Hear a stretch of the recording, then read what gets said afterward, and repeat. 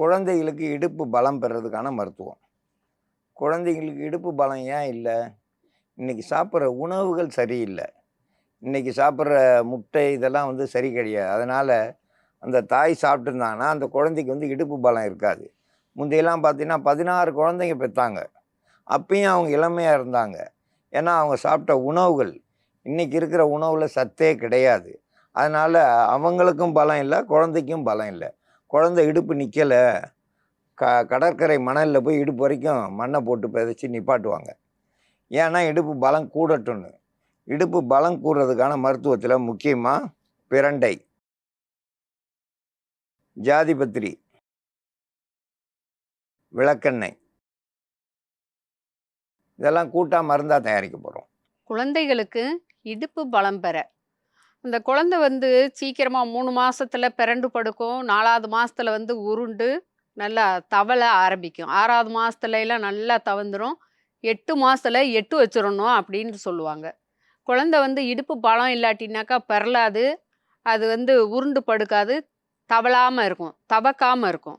அப்போ இடுப்புல பலம் இல்லை அப்படின்றத நம்ம தெரிஞ்சுட்டு குழந்தைக்கு நல்ல சத்துள்ள ஆகாரங்கள், அந்த முளப்பு கட்டிய பயிறு அந்த மாதிரி இதை ஊட்டச்சத்தா கீரை அவிச்சு அதில் தண்ணி, பருப்பு தண்ணி அந்த மாதிரிலாம் பெரியவங்க கொடுத்தாங்கனாக்கா அந்த குழந்தைங்களுக்கு சரிவிகித உணவு தாய் சாப்பிட்டுட்டு குழந்தைக்கு கொடுத்தாங்கனாலும் குழந்தைக்கு சீக்கிரமாக தவக்க ஆரம்பிச்சிரும்.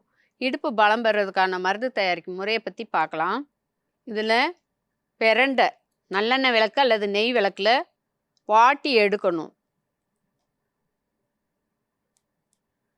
கொஞ்சமாக விளக்கெண்ணெய், ஒரு 1/2 ஸ்பூன் அளவுக்கு விளக்கெண்ணெய் சங்கில் தனியாக எடுத்து வச்சுக்கிறணும்.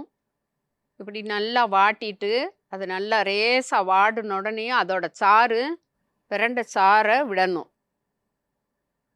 சாதிபத்திரி பொடி 1 சிட்டிகை அளவுக்கு கூட போடணும்.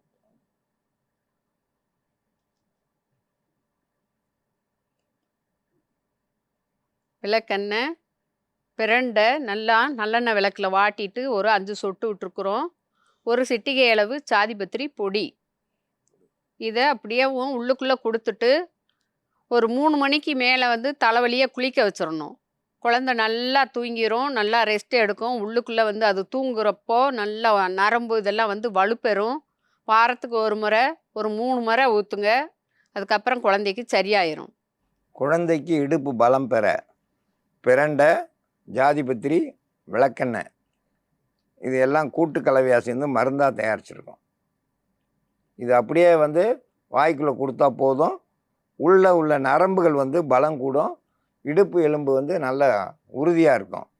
இடுப்பு எலும்பு பலம் பெறதுக்கு இது ஒரு சிறந்த மருந்து. இந்த மருந்தை பயன்படுத்தி பயன்பெற வேண்டும் என்று கேட்டுக்கொள்கிறேன்.